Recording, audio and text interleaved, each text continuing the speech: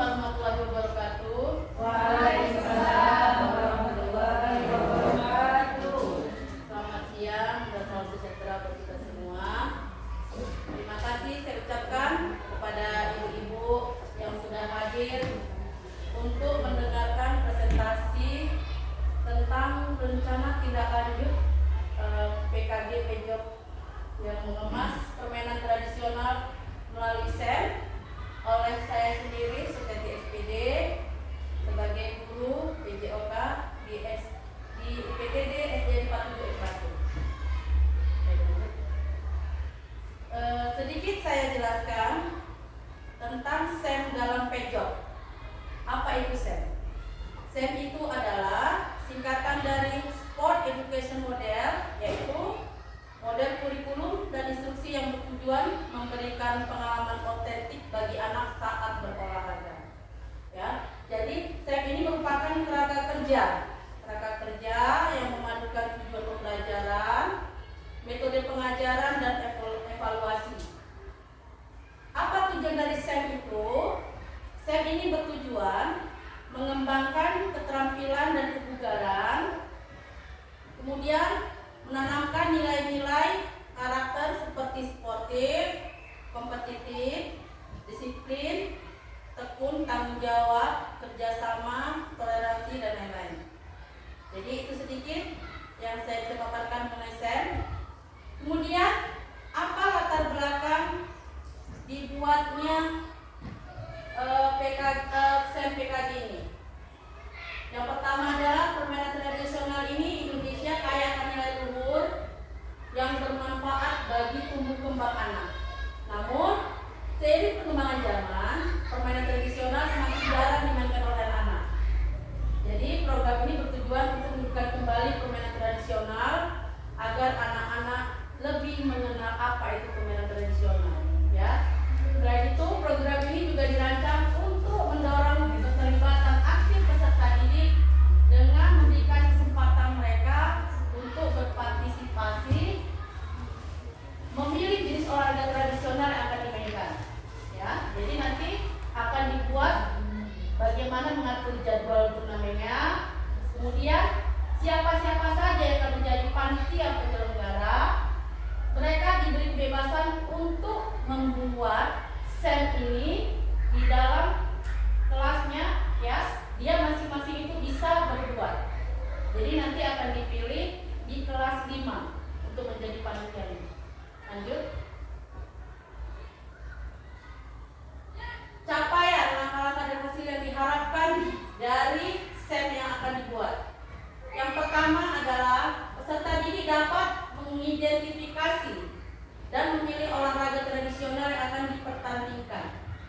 Langkahnya melakukan diskusi untuk menentukan jenis olahraga yang diminati, dan hasil yang diharapkan adalah peserta didik menunjukkan pemahaman dan antusiasme terhadap olahraga tradisional yang dipilih. Yang kedua, capaian yang akan dicapai adalah peserta didik dapat merencanakan dan mengatur jadwal pertandingan. Langkahnya membentuk panitia kecil dari peserta didik untuk menyusun jadwal dan aturan permainan seperti yang sudah saya paparkan tadi, bahwasanya ada di satu kelas itu akan membuat panitia untuk membuat pertandingan di lapangan. Yang tadi saya pilih di kelas 5. Hal yang diharapkan adalah jadwal pertandingan yang tersusun dengan baik dan disetujui oleh semua pihak. Berikutnya adalah peserta didik dapat melaksanakan pertandingan dengan lancar dengan langkah-langkah mengatur persiapan tempat, peralatan, dan pelaksanaan turnamen dengan bimbingan guru. Yang paling diharapkan pertandingan berlangsung dengan lancar dan semua peserta didik berpartisipasi aktif. Lanjut. Struktur program. Program ini melibatkan seluruh peserta didik kelas 5, 6, UPTD SDN 47 Batu. Ya, pertandingannya dilaksanakan di lapangan sekolah pada minggu ketiga, rencana minggu ketiga bulan November, dengan jadwal pertandingan yang akan disusun oleh panitia dan peserta didik. Kepala sekolah sebagai penanggung jawab kegiatan, sebagai aset politik penentu program dapat dukungan dan dilaksanakan. Kemudian saya sendiri guru dasar sebagai pembimbing utama dan kemudian guru kelas sebagai koordinatornya. Jadi nanti saya harapkan kepada wali-wali kelas 5 dan 6 untuk ikut berpartisipasi membimbing anak-anak kita untuk membuat program supaya terselenggara dengan baik. Kemudian orang tua dan masyarakat sebagai pendukung dan penonton. Nanti bila memungkinkan bisa kita hadirkan untuk mereka supaya bisa dapat menghadiri dan menyaksikan pertandingan ini. Kemudian peserta didik juga akan sebagai pemain dan panitia penyelenggaranya. Jadi di dalam kelas 4 dan 5, 6 dia tadi satu kelas yang hanya sebagai panitia. Kemudian yang 3 kelas lagi nanti akan melakukan pertandingan. Mereka 3 kelas ini yang akan bertanding ya untuk melaksanakannya. Jadi hanya satu kelas menjadi panitia. Jadi semua peserta didik yang terlibat untuk melaksanakannya, kita hanya memantau dan mengarahkan saja. Kemudian komunitas belajar berdiskusi bersama untuk memfasilitasi pembuatan karya dan pelaksanaan SEM kepada siswa. Selanjutnya kapasitas yang dimiliki sekolah, ya, hasil basic thinking, yaitu yang pertama manusianya. Manusianya itu siapa saja? Itu kepala sekolah, guru, dan siswa. Kemudian selanjutnya fisik. Fisik itu adalah tempat di mana kita akan melakukan kegiatan, yaitu halaman sekolah serta alat pendukung lainnya. Kemudian yang kedua sosial, adanya aturan di sekolah yang berdampak kepada seluruh masyarakat sekolah. Kemudian selanjutnya kapasitas yang ketiga adalah lingkungan, yaitu sebagai lapangan sebagai sarana utama untuk bermain gerobak sodor. Ya. Kemudian selanjutnya finansial, ya, dana bos. Kemudian agama dan kebudayaan, jenis permainan tradisional daerah. Jadi tadi di sini sebelumnya belum dipaham bahwasannya permainan tradisional yang dipilih adalah permainan gerobak sodor. Lanjut. Ya, kemungkinan tantangan. Jadi di dalam melakukan kegiatan SEM ini pasti banyak tantangan yang akan kita hadapi. Itu biasanya yang pertama itu adalah permainan tradisional ini peralatannya sulit didapat. Kalau enggak kita yang membuatnya sendiri. Jadi kadang peralatan ini juga anak-anak kurang berminat dan tertarik terhadap permainan tradisional yang agak kuno. Jadi mereka anggap biasanya permainan tradisional ini kuno. Kemudian solusinya bagaimana? Solusinya adalah membuat peralatan permainan sederhana dari bahan-bahan yang mudah didapat, ya. Kemudian mengadakan lomba kreasi. Jadi kita akan coba membuat lomba kreasi siswa itu untuk membuat peralatan olahraga tradisional secara sederhana supaya mereka lebih tertarik untuk melaksanakannya.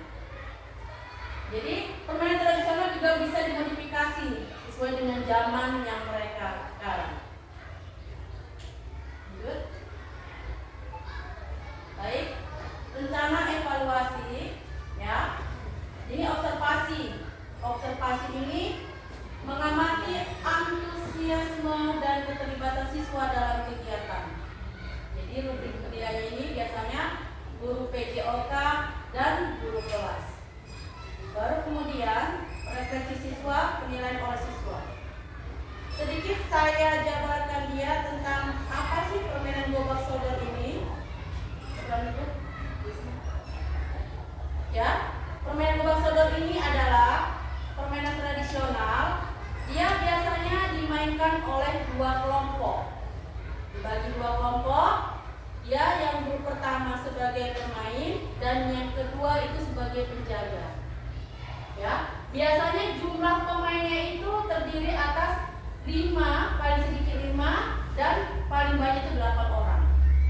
8 orang. Jadi siapa saja bisa memilih temannya untuk menjadi kelompoknya. Kemudian grup penjaga ini biasanya berdiri di garis-garis seperti yang terlihat. Ya. Dia menjaga garis. Jadi bagaimana cara memenangkan agar permainan ini bisa dimenangkan oleh tim pemain? Jadi bisa berlari dari garis start menuju garis finish tanpa tersentuh temannya sama sekali, dan itu mendapatkan nilai 1. Akan tetapi kalau ada temannya yang tersentuh, berarti dia akan berganti permainannya, dia menjadi tim penjaga dan kemudian tim pemain. Baik, terima kasih, itu saja yang sudah saya paparkan.